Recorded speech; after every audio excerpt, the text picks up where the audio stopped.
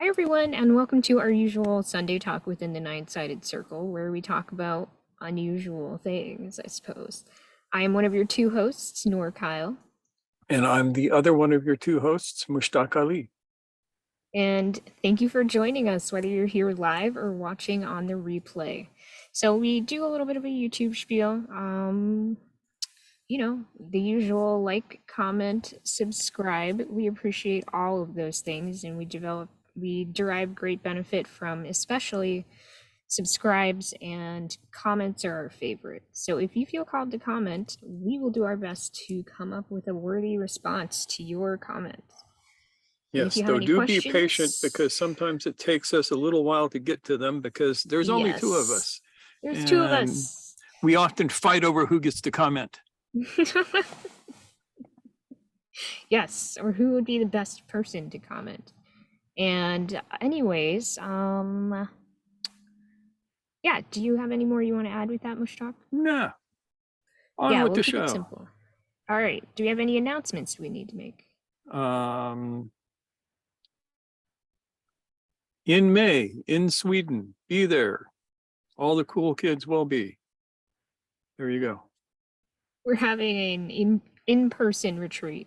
Our virtual retreat, the ball is rolling on that now. Registrations are closed. If you weren't able to join in on that this year, we will be doing that annually. So you'll be able to join in next year for sure if you'd be interested in that. We usually do it about November-ish, so expect that to come around again in November of 2023. In the meantime, we'll have our in-person retreat in May of 2023, and more information about that will be upcoming. Anyways, we should get started. This evening, we are going to be talking about something we've touched on previously, but have not gone into great detail on before. And this is the idea of the four souls that are often discussed in the Islamic philosophical tradition. And we'll just lead right into that. Where should we start, Mushtaq? Well, four souls is one model. There are a few models in Islamic traditions and Sufi traditions. There is four souls, seven souls, all of this. We like the four souls because we don't have to count as high. And we're going to, for the next four talks, we're going to touch on one soul per talk. And not just talk about them, but the idea of how to create and or develop these souls. Mr. Gurdjieff used to say that man doesn't have a soul. Man has the possibility of a soul. Women probably already have souls, but men, they don't have souls. But they might be able to develop them with some work. And that is a fairly lengthy process that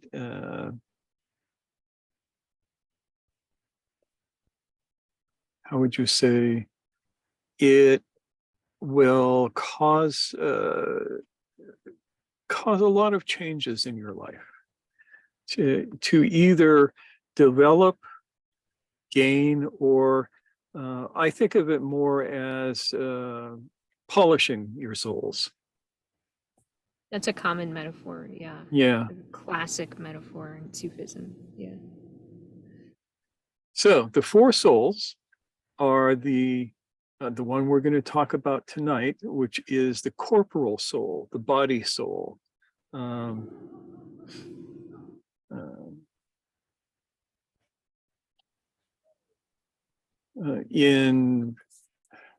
I always use the Farsi because that's how I originally learned it. It is Jismani Ruh,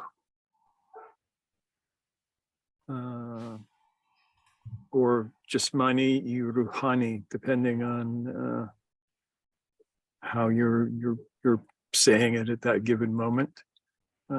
This is where we need Zainab, of course.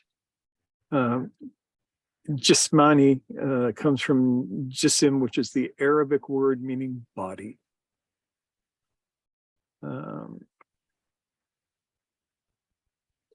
Yeah, it's Ruh Jismani. Yeah, that's the Arabic. In the Farsi, they turn it sideways for some reason. And we actually have it both ways. Yeah, I have in it both ways. Yeah, in our blurb for this talk. So if you're looking for the spelling of this term, by the way, that's going to be in the title and the description of this talk. Yeah. Yeah, but the I is not written if you're doing the Farsi. It's only pronounced. And in the Arabic, it's turned around. It all means the same thing. Yes, and Hind, do feel free, please, at any time to correct our Arabic because we know it sucks. Yeah, it's okay. If I would do that. Yeah, Okay, I would appreciate it.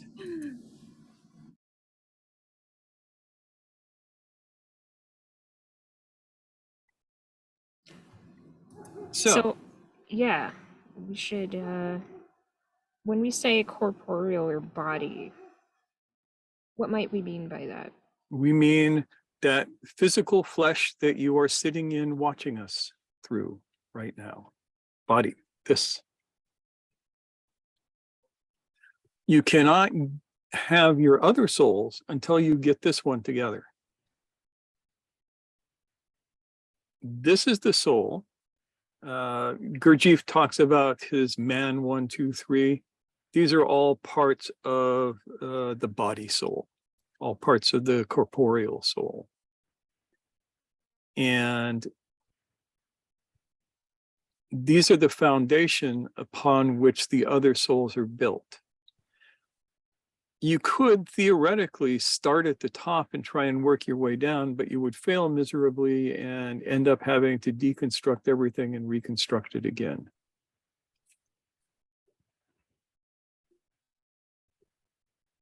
So what does it mean, a body soul?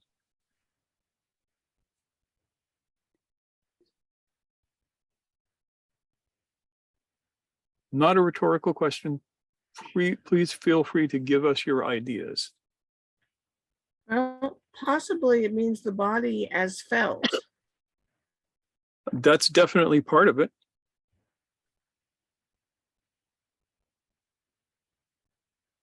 Does it mean the animal soul in like the In a certain sense, yes. Our souls, our body soul. Yeah. Now think about your body. It's a living thing, right? Your body is alive right now. A dead body is different. It has lost its animating force. And its animating force is basically bioelectrical in nature, chemical as well. There's all sorts of things going on within the body that make us alive. And when those things cease, the body ceases to be a living thing and becomes dead, inanimate matter and is digested by its environment and returned to its component parts. But right now, each of us is alive, and we are alive because of this force that we generate in our bodies. I use the word energy in this case in the literal sense of the ability to do work. We generate the ability for the body to work as a natural process. This is part and parcel of the corporeal soul. Now, it's more than that, but that's where it has to start. Your body as animal in the sense that it is a living, breathing creature that you happen to be part of.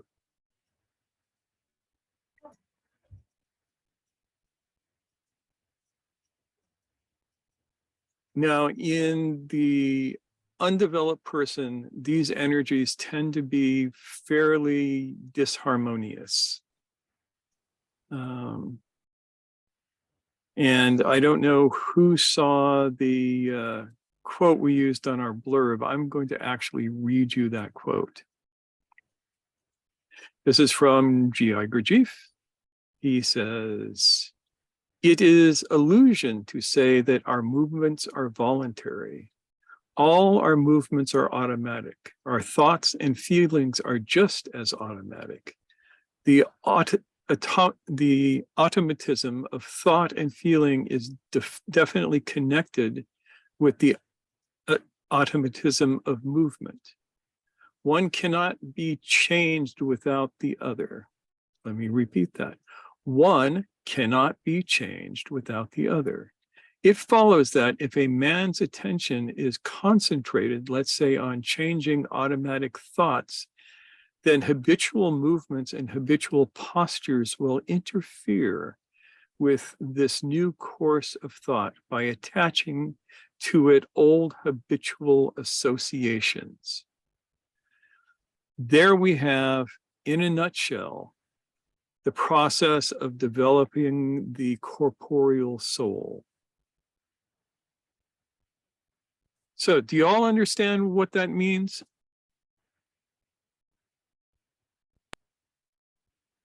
The idea of your thoughts and your feelings and your body are intimately and inextricably connected.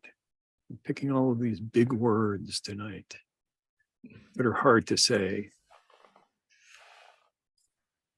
So let's talk about involuntary movement. First of all, I want to see, Charles, did you have a thought? I see you're unmuted. I was just going to say the email that you sent out kind of somewhat alluded to that. Yes. I don't Oh have yeah, it. I don't have it in front of me, but yeah, it kind of, I was going to try to sound clever by quoting it in a way. well, I mean, I'm glad that it was memorable for you. Yeah. At least to the degree that you felt like it was alluding to our topic tonight, which is always good. The way you had just talked about it, you kind of explained Yeah. it. So Cool. it has something to do with the way the thoughts, feelings, and body, all movement pattern, all work together as a whole. I guess that's the corporeal soul or something. Yep. Yeah, and we often use the phrase the field phenomenon that is the the quote unquote mind body as a unity. It is not one or the other, it's both. Right.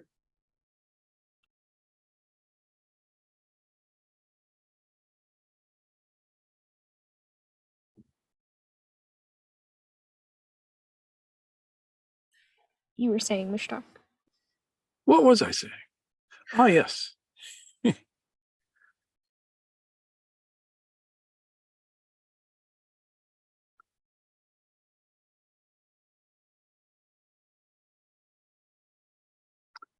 If you watch people, you will notice that most people, most of the time, are indulging in involuntary and habitual movements constantly.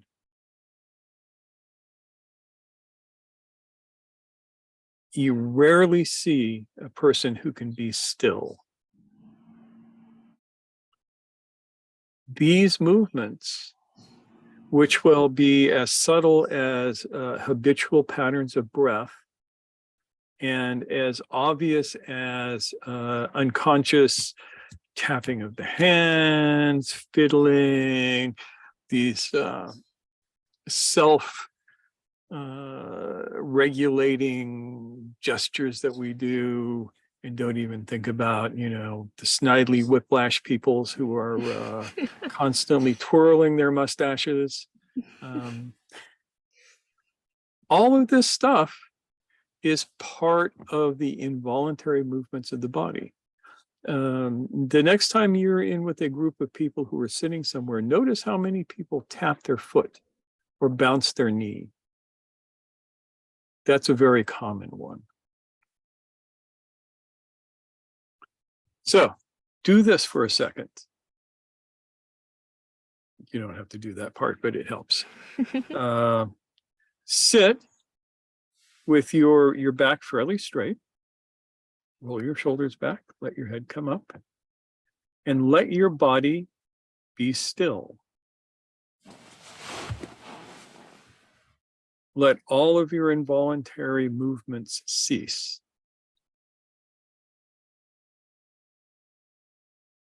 And notice how your body feels when it's still.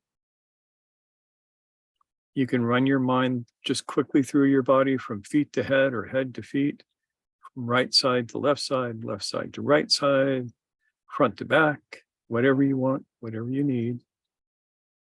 And just notice how your body feels when everything is still.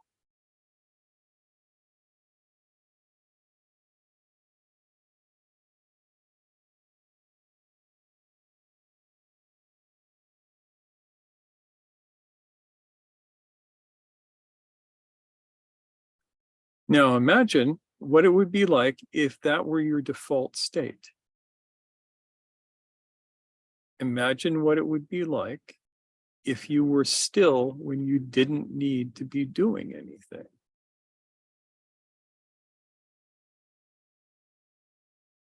How would that change how you live?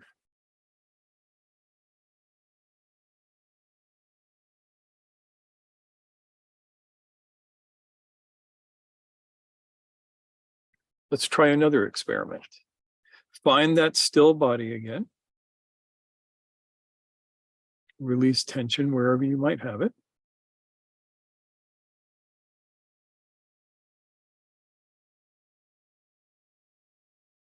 Now, I want you to think of some event in the last little while of your life that irritated you.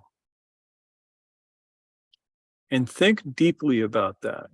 Let yourself feel the irritation a little bit. And as you do that, notice how your body changes.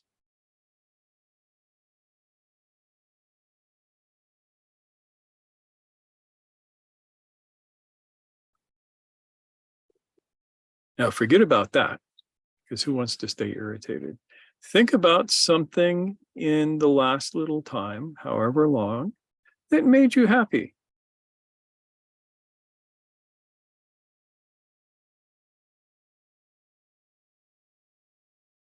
That was enjoyable, delightful, and notice how that makes your body change.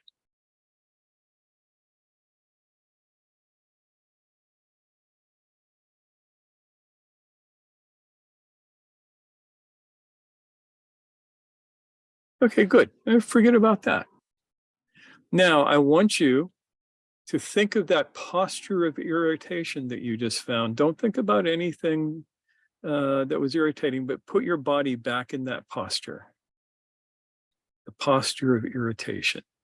For me, my head comes slightly forward, my shoulders come forward, I'm moving towards something, and I'm definitely feeling irritated.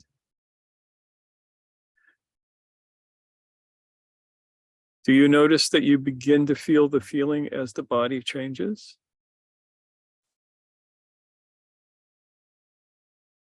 Now, just to double check, think of that posture of enjoyment and let yourself just shift into that posture, whatever it was. And notice if that feeling of enjoyment tends to come back, even though it's not attached to anything.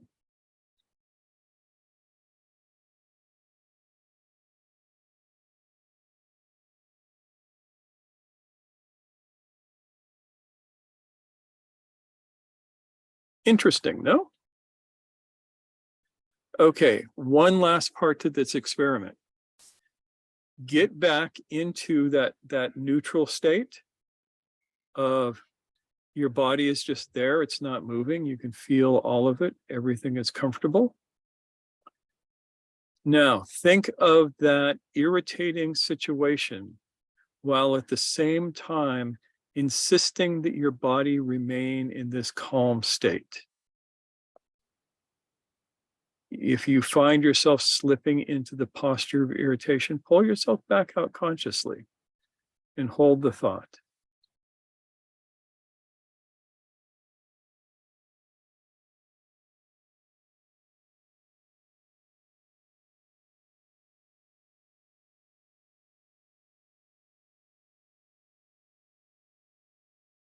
And then let that go.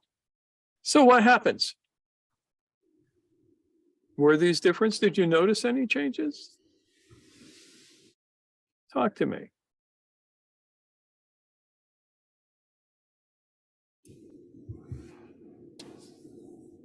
Jonathan. I was just Yeah. gonna call on Jonathan as well, yeah. So in the first one, where it was, there was a feeling of space inside me, really in this whole chest area and solar plexus. Then when I thought of the irritating event that happened to me about a couple of hours ago, the space in the chest got filled with some sensations that were now present there. It was occupied, the space was occupied with something, some kind of sensation. And then when I thought of the pleasant thing that happened, the space was also occupied, but it wasn't, the sensations weren't unpleasant. Did you notice an actual shift in your posture between those two states or those three states? It would be subtle. Yeah, the only postural change I was aware of, I could see my face, I was watching my face, was my mouth and lips and jaw became tense during the irritated, the visualization of the irritated state. It was like, a bit like that. Yeah, that's good enough. The face is where you're going to usually see this the most, at least in my experience.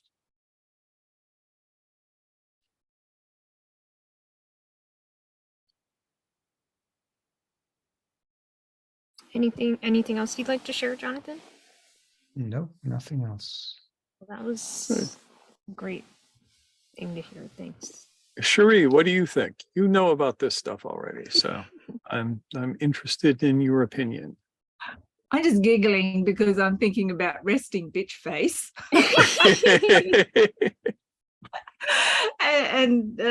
Yeah, all those little subtle things. I mean, we automatically read all those things on people's faces. That's the body language thing. You can already tell if someone's upset, irritated.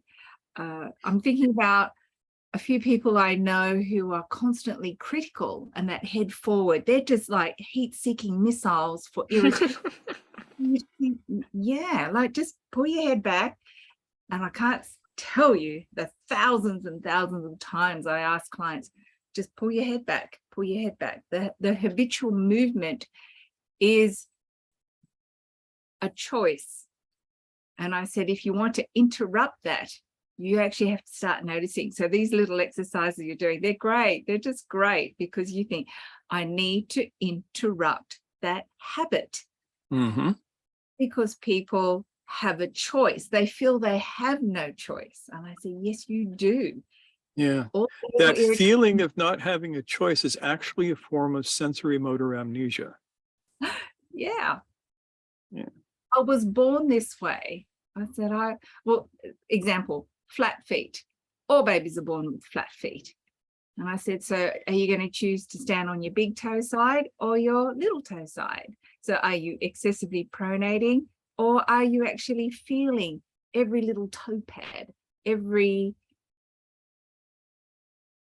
point of pressure in your foot? You have a choice about how you settle your feet, because they go, oh, I need all these orthotics and I need these special shoes and I need to do this and I need to do that. And I said, well, you can just stand on one leg and make that foot strong. You don't need anything, but you've got your own body. Everything you need is there. There is no need for anything special except pull your awareness into yourself, because that amnesia is just a way of coping with the stress of life. You can't attend to every sensation. But when you start doing a practice like relaxing every day. So yesterday I was away and we do a relaxation. It was the day before that. I was super tired and I thought, I'm going to lie on a wooden deck and just see if I can really relax every point of tension in my body. And I was able to do that, but I practice this every day. So if people actually put themselves on something uncomfortable because they can't feel where their point of pressure or irritation or habit is, and then try and get comfortable, let your body relax to the point that it can conform to any surface it touches. Watch a baby fall asleep on its face when it's just like, oh, don't. It doesn't adjust or anything. You watch a child, they're playing something and all of a sudden, boom, they're straight back into the cushion or whatever it is that's on the floor. There's no special arrangement of themselves. And we surrender that awareness to the dictates of what we perceive as important. But I said, you can actually relax yourself to the point that you can conform to anything and actually feel comfortable. Yeah, and that's true more often than not, which I've always found interesting because oftentimes the way that people want to cope with, oh, my body doesn't move that way, is surgery. Surgery is a solution on some things, but I strongly suggest that all non-surgical interventions be explored first. Surgery Absolutely. Surgery does have a place. It's not, I'm not anti-surgery at all, but I don't think people are prepared for the long game of actually doing a practice of some kind. My practice this year is standing on one leg, and the classes that I've been teaching, we've been doing it for 10 months now. Religious, well, I don't like using the word, diligently is a better word. Diligent class. I picked someone else up on that. I said, why do we use the word religious? That's a habit, not religious at all. It's just we're diligently doing a particular thing. And we've reached that threshold of actually all being able to lift our legs higher, stand on one leg for a long period of time, be able to do a Y pose, which is you lift your leg up and bring your other arm out and you're standing there and you're having a chat. And you think, wow, this is amazing. And none of us actually thought this is our goal. We just noticed that certain things that seemed impossible. And these are people who are over 50. So it's not as if especially youthful or gymnasts or anything, ordinary people doing something diligently and surprise themselves. And some of them said, I've never done that before, never, ever, ever done that before. And it's a wonder, a wonderful thing to see people regaining strength, and all those choices of what they do with me have come to fruition, but it's a long game. So some of them have avoided surgery, which is good. Some are still choosing that, and I just have to respect their choice. It may be essential in that case. It's okay. Truly relax. And the longer you go without addressing the situation, the more your body remodels to adapt, and then the harder it is to pull yourself back. Yeah, but I also found, and this was an awareness I noticed, I get tennis coaching every Thursday. And the coach said to me, he said, you have a great capacity to take on new information, or it's a tiny detail about my serve. And I thought, it only can happen if you have a beginner's mind. Mm-hmm. no matter how good you are at something, no matter how much you know of something. And I think every time I come to this, I come with beginner's mind because I don't understand your terminology and I don't understand. And we do that on purpose. Yeah. Yeah, I sit around making up words to use so that people will be confused. That's pattern interruption big time for me, but I keep coming because I think that's very useful. I really like that. Thanks, Shri. Oh, am I on the And wrong? thanks. What's that? Am I on the wrong track? I'm in the right Zoom meeting. Yeah, this is the right Zoom meeting. And thanks for your insight, Shri, on movement. Yeah. Yeah, because part of this is about noticing what we, as we were using that term from the Gurdjieff quote, what we habitually do, and then learning how to try on different ways of moving that are not so habituated and that allow us to open up into other embodied ways of moving that in turn affect how we, how we think about things and how we emote about them. Yeah, and here's the thing. Your habitual body postures are connected to habitual emotional postures and habitual thought postures. To play free with the word posture. And the fact that your body will go back into these habitual postures virtually guarantees that your patterns of thought and feeling will go back into what is associated with them. So if you are sitting, rather than sitting in a state of tranquility and stillness, you're sitting, you're like bouncing up and down. Whatever is connected to that bouncing up and down is going to be up for you. Or if what that bouncing up and down is connected to, maybe a sense of anxiety, and you start doing this, you just heighten your anxiety because everything will be agreeing, oh, I'm anxious. So how did it feel, that last part where you allowed the irritation to come up, but you kept your body from moving into the habitual posture of irritation? How was that for you? Don't all talk at once. Yeah, who might like to share about their experience with that part? Before nurse starts calling on you, because she will. I will indeed.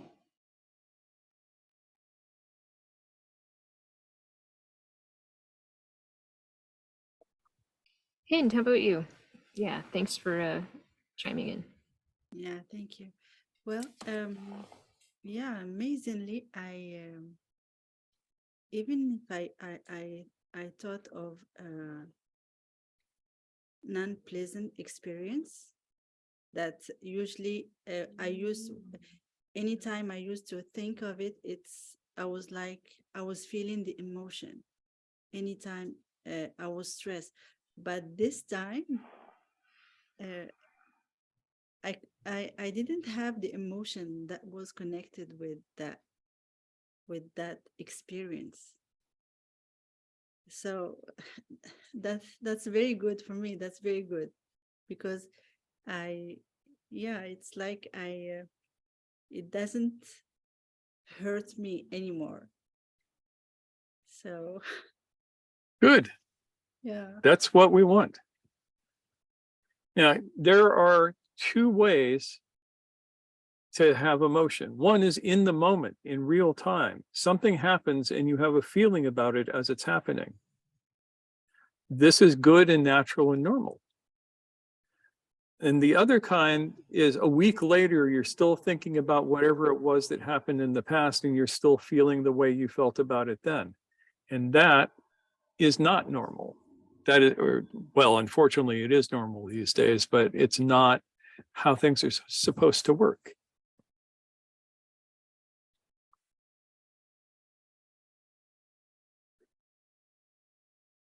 Yes, and I guess one of the reason because lately I started meditation, and I just the stillness. I just take time to stay still and try to not think of anything.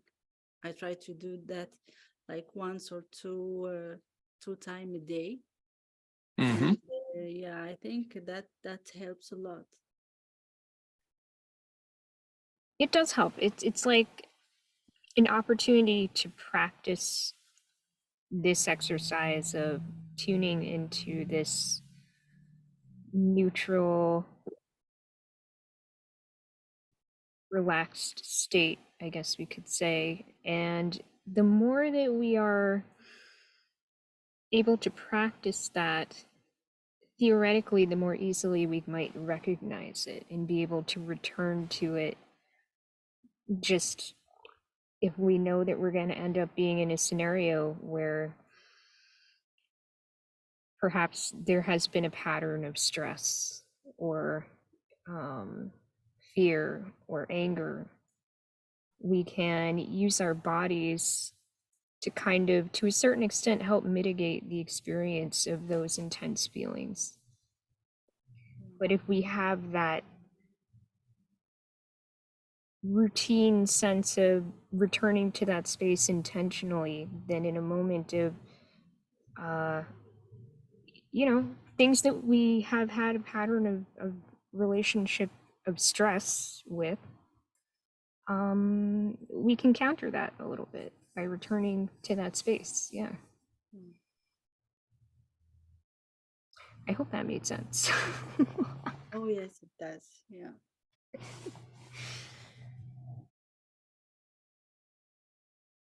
Thanks, and I'm glad that you're finding that your routine practice is kind of coinciding with what we're talking about tonight. Oh yes. Yeah, it's Okay, Charles, but thank you for being here, and you can definitely watch the rest of this when we get it posted up on YouTube too. yeah, because we're about to get to the good stuff. So Yeah, definitely check back in. but thanks Well, for being here. Well, if I can get back here in a little while, I will, but I may not be able to, but I appreciate that. I'll definitely watch Yeah. that. Sounds great. All right, Mushtak, you were saying, The good stuff. yeah, I guess So, the good stuff. I can share one thing I noticed in that exercise. yes, please do. I mean, the irritation I came up with was small and fleeting, but and the thing that made me feel joy was something that I couldn't help but allow my face to turn into a smile because it made me feel warm, happy feelings. And when we did the relaxation part that followed and I thought of the negative incident, it was almost like I couldn't hold on to it because it really was not that significant to me, and if it didn't have the emotional content attached to it, it was like, what was that? What happened? I don't know. Whatever. Who cares? Just let it go. So it didn't I had to maybe work a little bit to have it stay in my consciousness, so to speak. Yeah, So that makes sense. Yeah. that was my experience. So, what is the use of knowing this?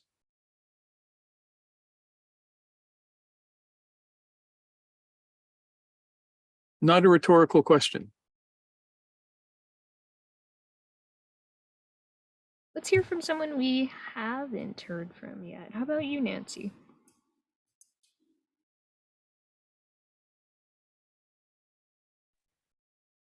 Well, it could improve quality of life, Yes, it could improve quality of life for sure. and it might make you less inclined to get yourself into trouble. Could, yeah. Say more about that, if you don't mind. Well, to the extent that your reflexes, maybe especially the more negative ones, cause you to withdraw or lash out or something. Being less driven by them would be a big help. Definitely. I definitely agree.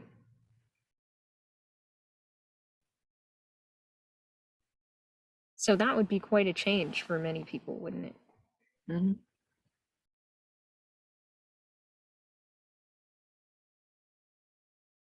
Anyone else like to share a thought?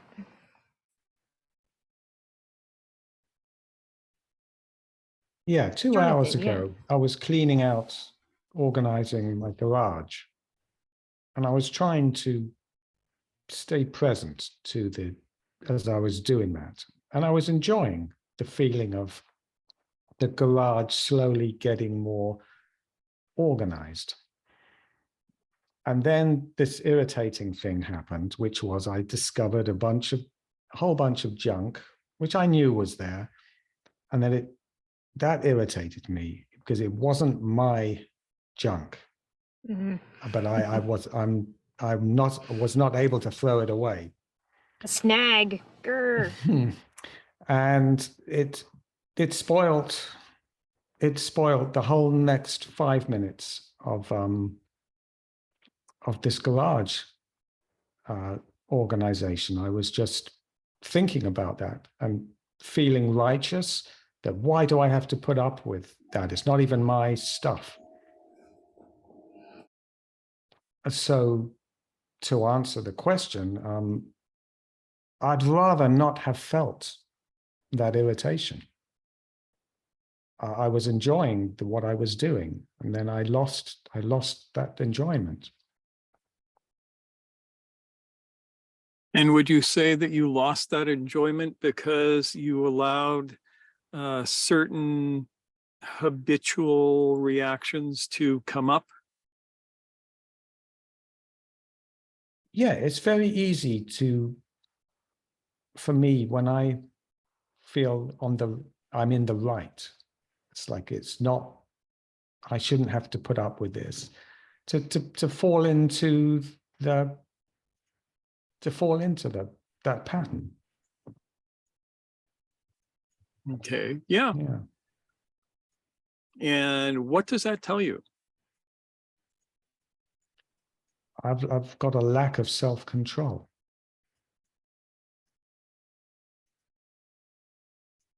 Maybe. What else does it tell you?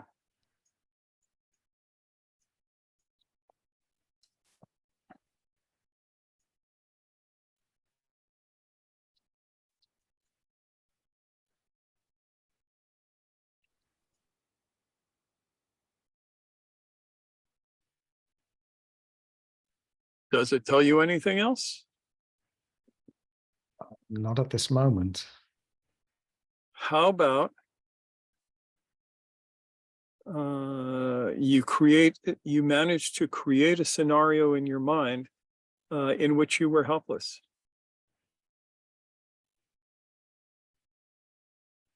There is an object there, or a group of objects. We're going to call it one object for the sake of ease.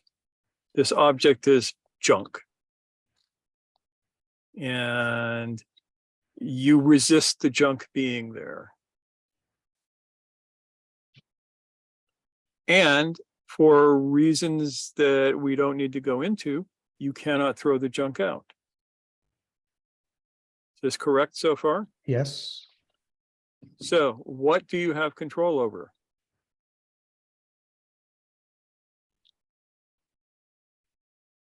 I have control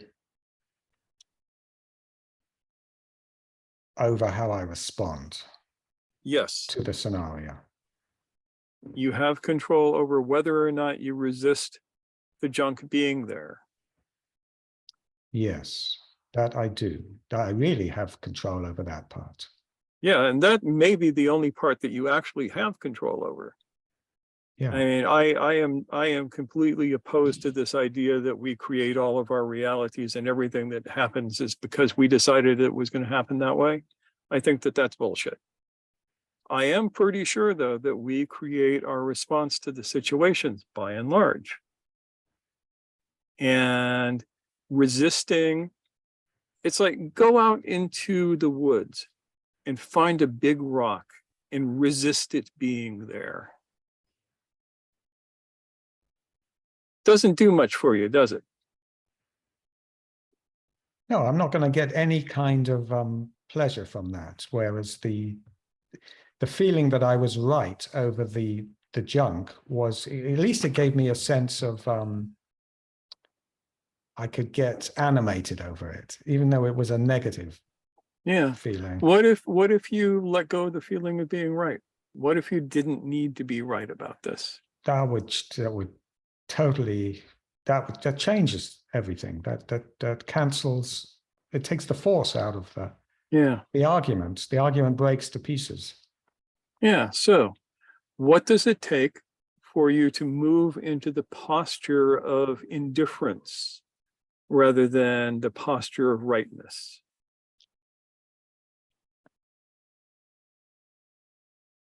The relaxing tensions in whatever parts of the body are tense while experiencing the irritation. Mm-hmm. Also noticing the moment that it starts happening. That's the trickiest part. Well, that's where Right. the sensory amnesia part Yeah. has come into play, in that we don't recognize, or we're not at a level of practice perhaps where we recognize when those little shifts start happening, and then it's like a snowball effect. I noticed when it was happening. That's why I was able to recall this as an example. It didn't happen long ago, but I didn't take it any further than I acknowledged to myself at the time, oh, I'm irritated by this. And that was as far as I got. And I acknowledged it several times during the 5 minutes, the succeeding 5 minutes that I was irritated. But I didn't take any further steps to change that pattern. Yeah, that's okay. You did the first step. And in the beginning, that's pretty much all you can ask for. Yep. Now, So I see Cherie is unmuted, and I want to yes, see what she might Cherie, have to share. tell us things. My question is, does it make a difference, Jonathan, if the person who owns this object is someone you really, really like, or it's someone that can really get under your skin easy? Because I notice even in myself, if someone I really like did something normally irritating to me, I can let it ride. But when it's someone who really cheeses me off, it's a major barb in the side. So that make a difference to how you would look at that stuff if it was somebody's that you really like. Yeah, it changes the story, but there's still a story going on Yeah. about it. Yep. Yep.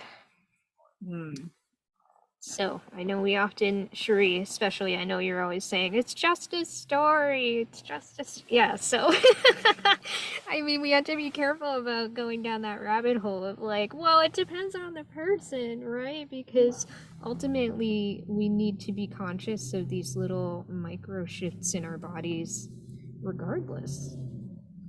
And they're so educational, whether they're positive or negative, because,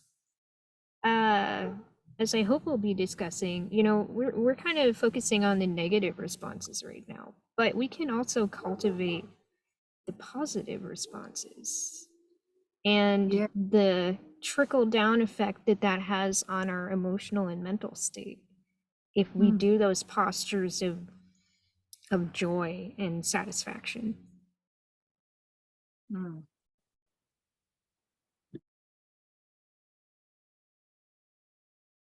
So thank you to both of you.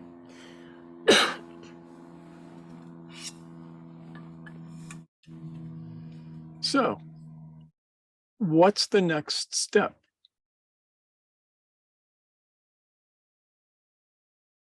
Now we've defined the problem. The problem is your body has what Gurdjieff calls habitual postures. And when you move into these postures, it allows certain feelings and emotions that are connected to them to come up. And when those qualities of feeling, emotion, and thought come up, your body moves into those postures. It's a two-way street. So what do you do?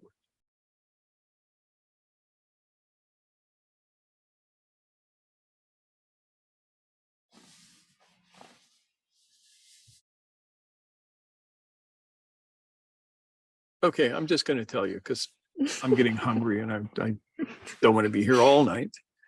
You learn kinds of conscious exercise that are designed to break down the habituation of the body. Nancy, for instance, does Qigong, some of which is really good for some of this. Cherie does all manner of interesting stretch therapy things that also do this. We have traditional Sufi-like movement that will also break down these habitual postures.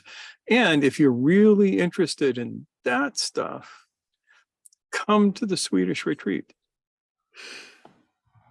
Plug, plug. Plug.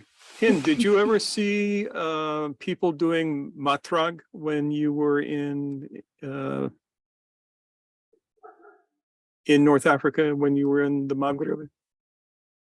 I'm probably saying the word improperly, but I know that say again? Yes, sometimes what we call it, it's like hadra. Mm-hmm. Yeah, they are chanting and you know, some movement and Often with long sticks. yeah, depending. Here Yeah. I go here in Canada. There is Sufi. It's like Sufi club. Mm-hmm. We went like once a month, or okay, we can go anytime we want, and we were like just chanting and just movement with the body, and yeah, it's so it gives energy, and it's like it absorbs all negative energy. Yeah. And it breaks up those habitual patterns, interestingly enough. Yeah, the kind that I learned, you see some of it, it looks like stick dancing. And it does the same thing because your body moves in ways that it is not used to. Does that work for everyone, including people who do this on a routine basis? Yeah, if they have a good teacher and they know what they're doing. Yeah. I mean, because I'm Yeah. sure you could kind of make a Oh yeah, you can sticky pattern out of anything, you know? Yeah, I used to demonstrate that particular thing. The last time was with at a seminar that Cody Fielding had me do, and Jeff Finder was there. And so I knew he could do this, and I got him going through a particular stick pattern with me. And then we carried on a conversation about baseball while these sticks were flying around, going for each other's head. Because once you get it into the unconscious, it can become a pattern like that. But if I had broken out of the pattern, he had broken out of the pattern, we would have been going, wait, what? Mm. So it's a matter of knowing how to teach it and knowing how to keep new habitual patterns from forming.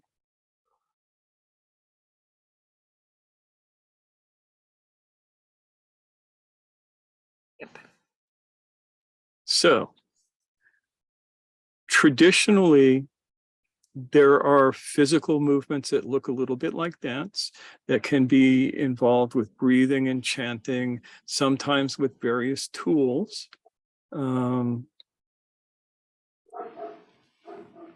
And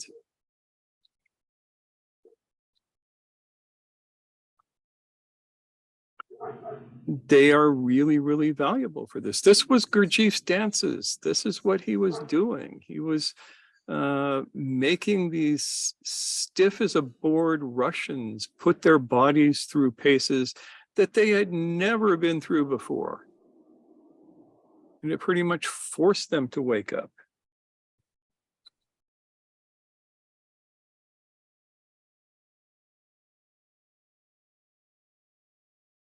And I think we've said previously that different times and places will require different movement strategies. Yes. Yeah, the Gurdjieff movements have passed. As a viable thing these days, in my humble opinion. I mean, I tend to agree. So I am curious about your thoughts on what I mentioned earlier about kind of reverse engineering patterns in order to perhaps, I mean, ideally the goal is to kind of challenge all of our patterns, right? That said, when we notice we can recreate negative feelings, we can recreate positive feelings as well. So what are your thoughts on that? Yeah. Do you see any purpose in that? Well, a habitual positive feeling is functionally identical to a habitual negative feeling. Yeah. Think about somebody who, I mean, that becomes a form of spiritual bypassing at that point. It can, yeah. Yeah, and it usually does, I think. But I'm cynical.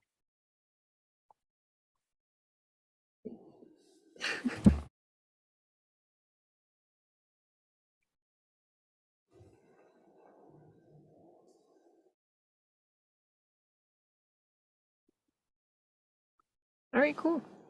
So there we have it. And I think most of you have access to our postural reset video, right? Everybody here has access to that.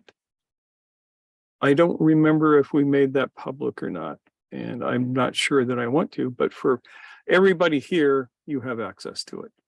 If you don't have access to it, let me know and I'll make sure you do have access to it. Yeah, you it can is, send us it is a public too. message. It is Okay, public. Okay, thanks. good. Good, yeah.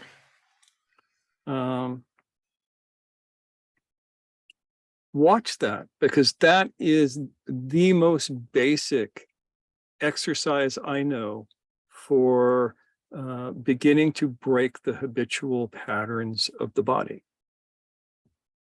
And there will, of course, be a link to it at the end of this video. So if you get to the end, you'll find out what the hell we're talking about.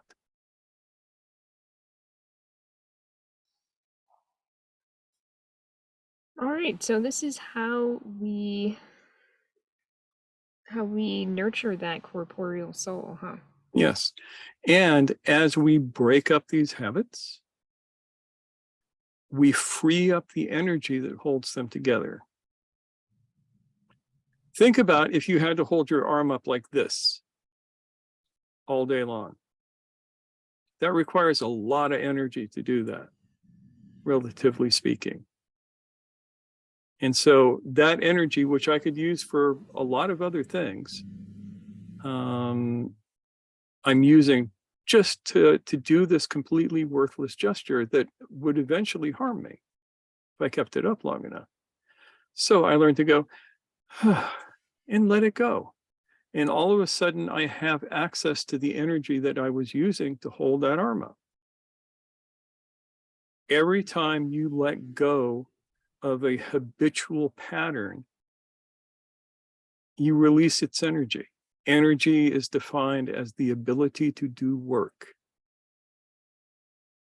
So as you quiet your body, as you relax your mind, as you allow your emotions to become calm, and as you allow the things that used to set off these habitual patterns to just pass through you, you regain that energy, and that's a good thing.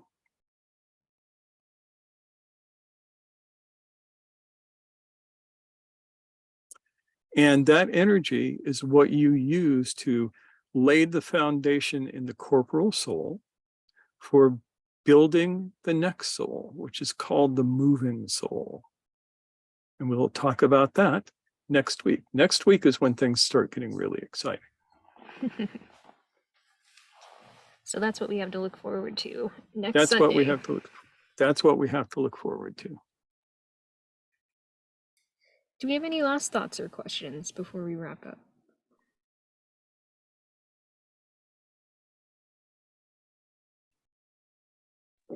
Actually, Nancy. this might be a whole nother talk, but okay, so you calm yourself down from your positive and negative reactions. And what do you have for motivation? You have your conscious response.